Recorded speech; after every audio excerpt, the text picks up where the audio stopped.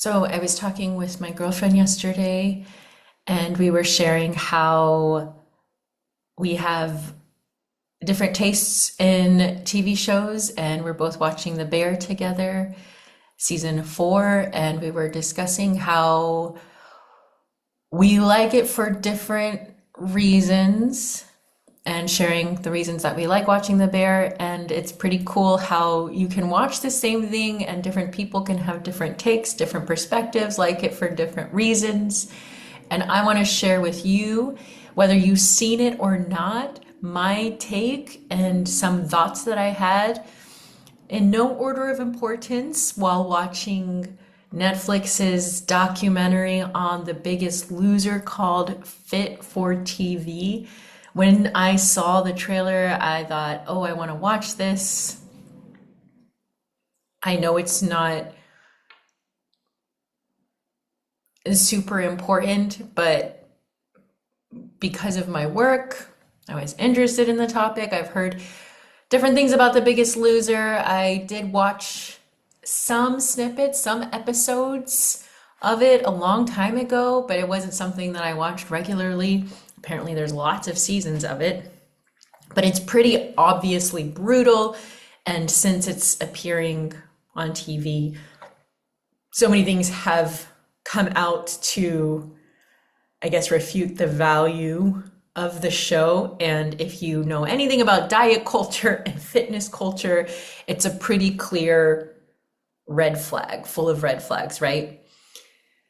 So I still wanted to watch it. I watched it, and I'm just going to share with you my take on it, some things that I thought about it, and I would love to hear your take on it if you've seen it. Maybe you're like, Michelle, I don't want to spend 3 hours or whatever of my life watching the show, so I'm just going to listen to your episode and get your take on it, and that'll be enough, and maybe it will be a little bit palate cleansing, so you don't have to go through all of those images and unfortunate facts watching it yourself. So something that stood out to me in the beginning is the auditions. Like, these people so badly wanted to get on the show. They so badly wanted to lose weight. They saw the show as the solution, and it makes me think of marketing and how powerful marketing can be. So for the show, they had all of these images of people losing large amounts of weight, and you think, oh, that could be me. I could lose large amounts of weight if I just get on this show. It's the same. And I think we need to be aware of how much marketing affects us, even like all of these ads around GLP-1s, Ozempic, and that's a whole other topic to discuss. And there's lots of information out there. I just started listening to Virgie Tovar's podcast on it, and that's interesting. But marketing can be so powerful, and if we're not aware of what is being sold to us and how it's being framed and how it's being packaged, it's really easy to be susceptible to it. And as we saw from the end of the show, so many of the people ended up gaining the weight back. There's like a 5% quote unquote success rate with diets long term. It dwindles the longer that you try to stay, it dwindles. The statistics of like the quote unquote success rate dwindles the longer the more years after the diet starts. And 1 in 4 to 5 people who start diets end up with disordered eating. So, diets are not the solution. Okay, so on the other hand, one of the signs of true freedom with fitness, with food, is that you care a lot less. So instead of wanting something so badly that you'll do anything to do it, and you'll try year and year again, and you'll, put your body through these extreme methods, one sign of freedom with your body, with food, with fitness, is you care less, actually. And I did an episode of that towards the beginning of this season, beginning of this year, one unexpected sign of true freedom with fitness and food and 4 ways to cultivate it. You can go back and listen to it. It's pretty reassuring, especially if you are someone who worries and thinks a lot about your body, about food, about exercise. If you're doing enough, go check that episode out. The other thing, just along with the marketing, money, the producers, they obviously didn't care very much about the people, even though they say otherwise. Their main concern was making money and getting views. And it's the same for the diet industry. So much of it is I just heard from a friend, I was talking with a friend about GLP-1s, and I was like, this is something I've been interested in. And she's like, yeah, that makes sense. And then she told me that she was like, oh yeah, Serena Williams, the tennis player, is doing it and doing ads for it, and that's a whole thing. And then she told me that her husband is on the board of this medicine, and it made so much sense. So now there's nothing wrong with money. There's nothing wrong with wanting money. There's nothing wrong with having oodles and oodles of money at all. That's not the issue. But when we hurt humans in order to make more money, then it can become unethical. And in this show, it just is so obvious that these producers cared a lot more about making money than they did about the contestants on the show. Okay. The other thing that I noticed, and this is big, especially because I am a certified personal trainer, I've done a lot of coaching, individual and group coaching with fitness and exercise workouts, is this idea of what a trainer is. And I am a coach, and I hope I've dismantled and disbranded myself, if that's a word, disbranded myself from the typical generic idea of what a trainer is through my work. I hope it's pretty obvious that I'm not this type of trainer, but there is this, and it's pervasive. People still follow this. This idea of a trainer being someone who pushes you, who's a drill sergeant, who's going to tell you to get up and do more push-ups and work harder, and the more the better, and kind of like no pain, no gain mentality, whether it's said or not, where it's like the goal is the main focus, not how your body feels or what your body needs. Like throwing up being such a normal thing. I remember one time there was a trainer, and I was mentioning, like, during a workout I felt like throwing up, and to me, if someone said that, I'd be like, oh, are you okay? Maybe you need to take it easy.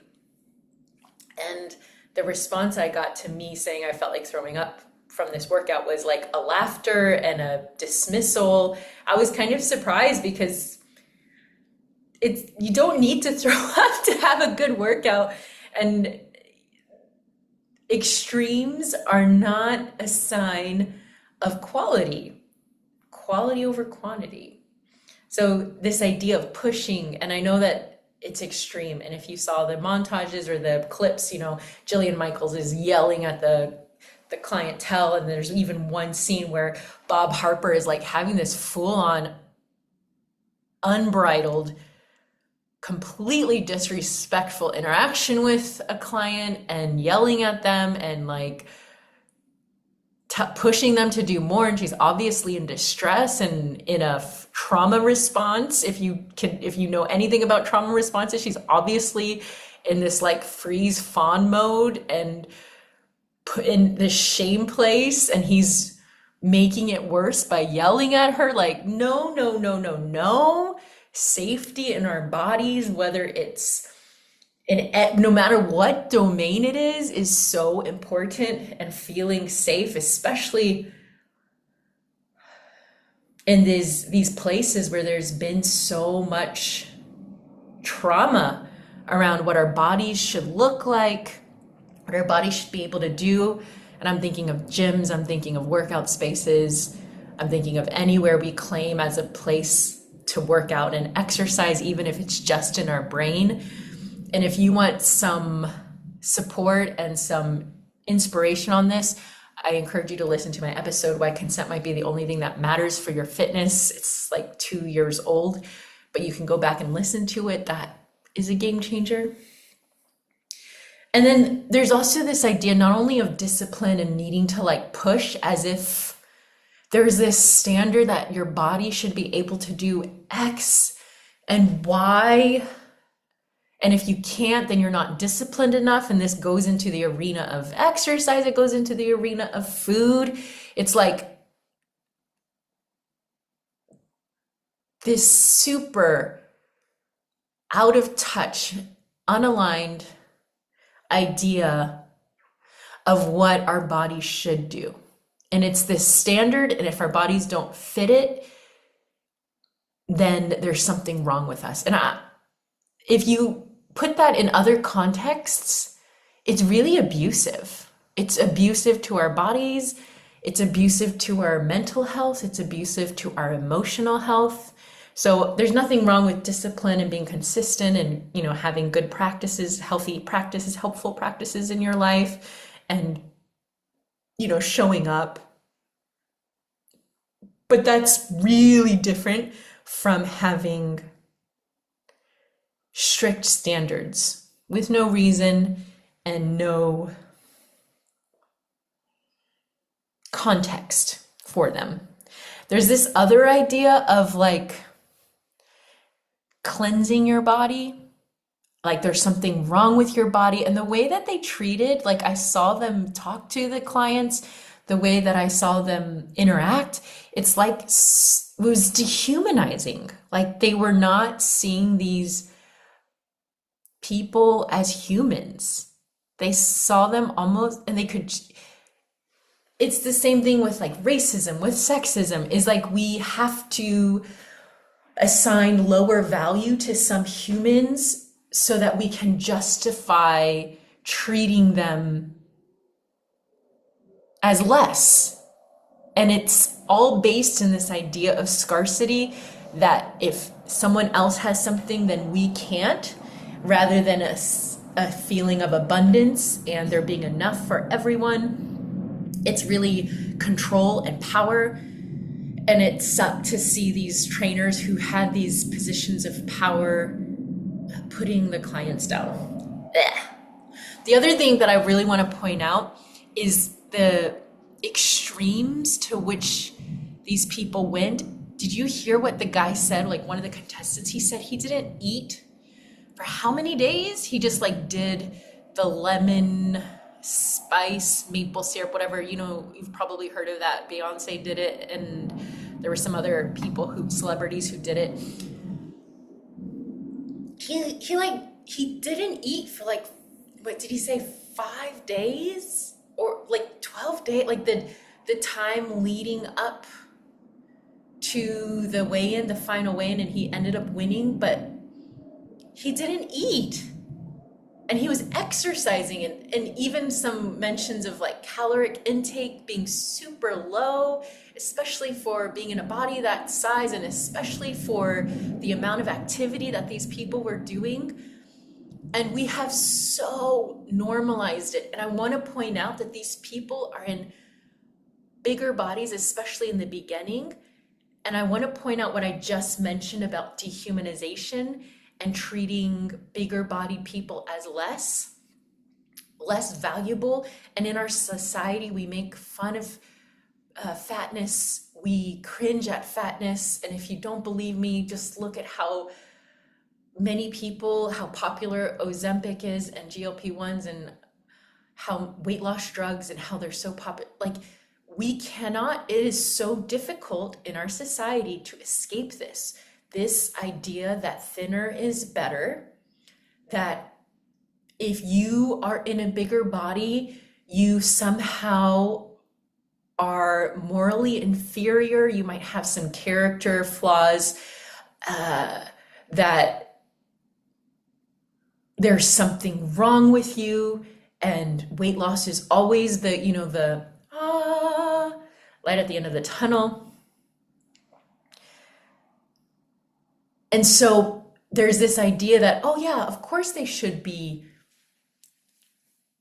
restricting. Of course they should be eating these few calories. Of course they should be, doing this to their body. It's not that bad. They're in a bigger body. They're okay. They can take it. Whereas if we were to see someone who was in a smaller body who might be considered underweight doing these practices, we would be concerned about them. We would be worried about them. Oh my God, you haven't eaten for 5 days? Are you okay? We've so normalized disordered eating in our culture that we just accept it. And the Anorexia Nervosa Association, they have a statistic on their website that says it's ANAD. I don't remember what the D stands for, sorry. Fewer than 6% of people with eating disorders are medically diagnosed as quote unquote underweight, and people in larger bodies are at the highest risk of having developed an eating disorder in their lives.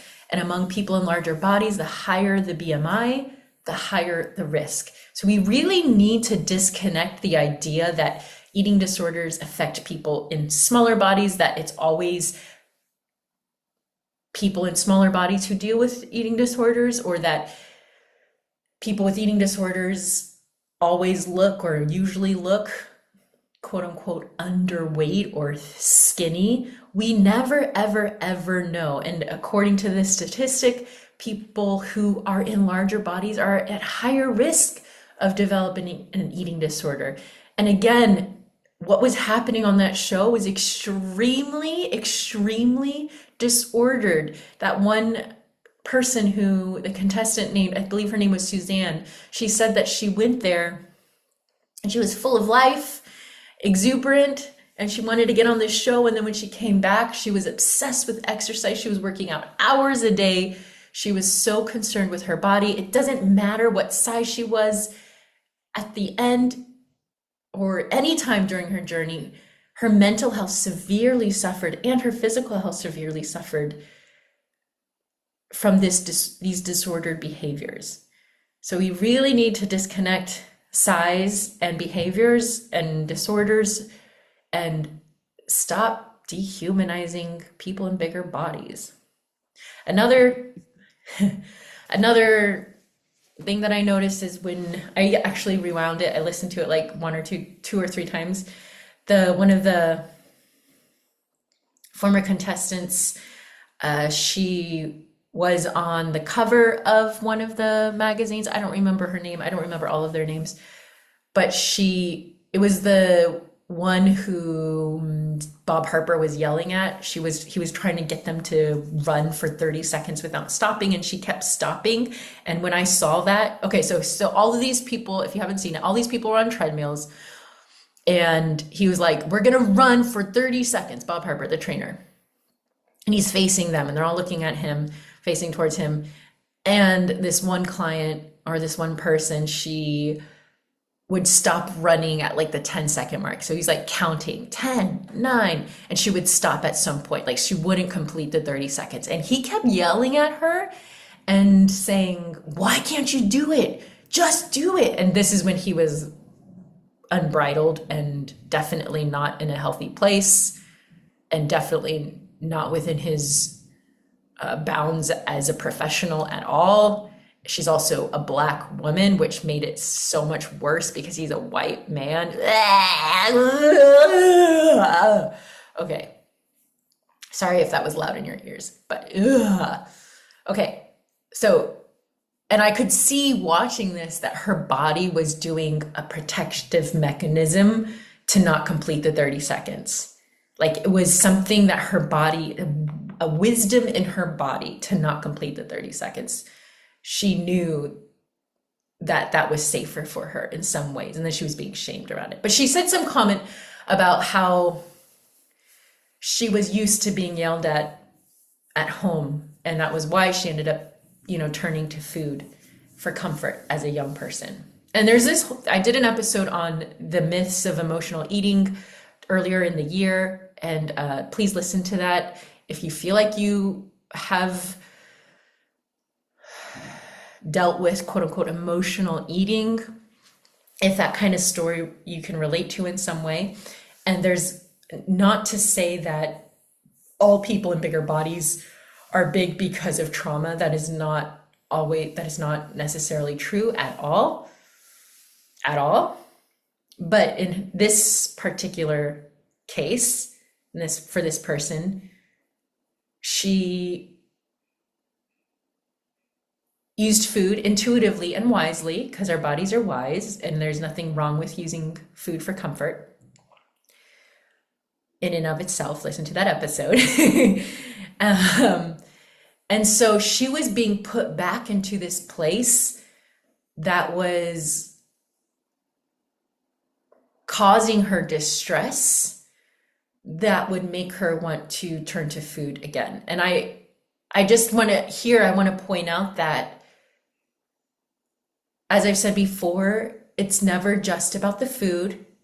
It's never just about exercise. We use these things as ways of coping to the best of our ability, to the best we know at any given point in our lives. And the better we know, the better we do. We know better, we do better, as Maya Angelou says. And so there's nothing shameful or wrong about using food for comfort or using exercise as a stress relief when that's all we have access to. But there are so many more tools that we can use. And I talk about this in previous episodes. But that woman would probably have been more helped getting therapy than going on the show, right? Or even doing a weight loss program, or focusing on that, maybe even in the beginning or alongside with. And that's why it's so important to have a coach or someone be in the care of a team, and to also be in the care of people who understand that health is holistic. It's not just physical, it's not just mental, it's the whole person. But if you watch the show, I'm going to close out here. If you watch the show, Aubrey Gordon was a guest, and she does the podcast Maintenance Phase along with some guy named Michael. I don't know his last name. And she also wrote this book, You Just Need to Lose Weight, and 19 Other Myths About Fat People. You would be much better served with your time to listen to that book or something like it, where there's a lot of uncovering around what it's actually like to be in a bigger body, and to understand how our society treats people in bigger bodies, fat people. Whether you identify as fat or not, it's helpful. And going back to finish, I want to go back to the beginning. So these contestants, they so badly wanted to lose weight. They saw it as the solution. And when it comes to weight loss, like this show, I'm going to go back. I'm going to stop. I'm going to put a pin in that, because I want to go back. Did you see the guy at the end? They were talking about how after the show, they ended up gaining the weight, because they were doing these interviews with people who were contestants, and there were like flashbacks of them on the show, and you could see that they had lost a lot of weight and their bodies were smaller compared to when they started. And then you can see the in-time interviews, and a lot of them were in bigger bodies. So it was like you could see that they had regained the weight from their lowest point. And did you see that one of the guys, maybe his name was Ryan, I don't remember, Dan, did you see him cry and like be really upset and distressed that he had gained the weight again? Like it was some moral failing, or that he disappointed himself, or he did something wrong. Like that was really sad to see, that he still felt like after all of that there was something wrong with him, that he had failed in some way. And that's the lie, right? It's the lie that our worth is found in our weight. And I know it's so hard when you have grown up in a society that judges you on your body. And I have thin privilege. I have fluctuated in my weight because of my eating disorder, but not to, I've never experienced life in a bigger body. My eating disorder said it was, but wasn't. So I can't speak personally to the experience, but just like listening to You Just Need to Lose Weight and other material and perspectives from people, different people who have experienced life in a bigger body. I know how hard it is. Even me, like with the eating disorder, like I tied my worth to the number on the scale. Like it's so easy to do that. And I know that it's so hard to disconnect our worth from our weight, from how we look, especially when we're told that our bodies are wrong or our value is found in how much approval we get from others, as I'm thinking of women, how desirable our bodies are, or thinking of people of color being told in so many ways that our bodies are wrong, or queer people. I'm getting sad thinking about it because our bodies are good, our bodies are worthy as they are, and there's nothing wrong with your body. There's nothing wrong with your body. There's nothing wrong with our bodies, regardless of its size, regardless of its shape, its color, gender expression. There's nothing wrong with your body. And shows like this, and even discussions around weight loss drugs, GLP-1s, blah, blah, blah, Ozempic, blah, blah, blah, they ask the question, what is happening here? How did you lose weight? How did this happen? But they don't really address why. Why do we feel the need in the first place to lose the weight? Where is this coming from? And if you go back to history, I'm listening to Fearing the Black Body. It's a history of racism and anti-fatness. And it's going all the way back to Europe. And you can just see how, just listening to this book, one of the biggest takeaways, there's lots of details in history and it's well researched. I do recommend that book if you're interested in this topic, but it's obvious how white men center themselves as having this godlike opinion that matters more than anything else or than anyone else's opinion. And they get to decide what is valuable or not. And honestly, that's kind of the crux of what we perceive as valuable or not. And so why do we want to outsource what is acceptable or what is good in this oppressive way? And it's not our fault. I'm not blaming or victim blaming here. But once we become aware of it, let's take our power back. And that's why I created the Fitness Freedom Masterclass. I highly, highly, highly recommend you get it, you watch it. It's about an hour long. You can watch it on speed if you want. It's free, and it goes over what I've shared in an organized way, but it also gives you practical tips and then invitations for more if you would like. And I know you hear these things, like I hear things about people being like, hey, watch this and get this. And sometimes I'm like, I don't know, I don't want to waste my time doing that. But I wouldn't invite you if I didn't think it was worth your time. And the thing about this is that it will reframe the way that you see fitness and health.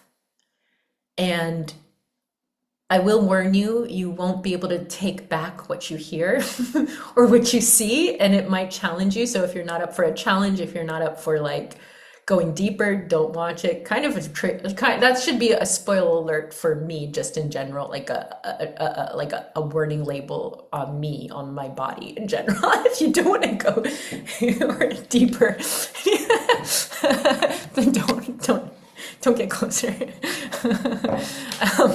Yeah, but definitely watch that Fitness Freedom Masterclass. You can watch it within minutes, maybe on a commute or a walk, or while you're doing chores, or maybe you want to like actually sit down. I like to eat while I watch things. I like to watch things while I eat. Maybe that's you. I don't, yeah, you could eat and maybe a snack. A snack would be good for that. But yeah, get it for free. The link is down below in the show notes. I highly, highly recommend it. Invite you with my whole heart to watch that and let me know what you think. If you have any of your own thoughts and opinions on The Biggest Loser that you would like to share, feel free to message me on Instagram, email me, comment below. If you're listening on Spotify, I can't wait to hear.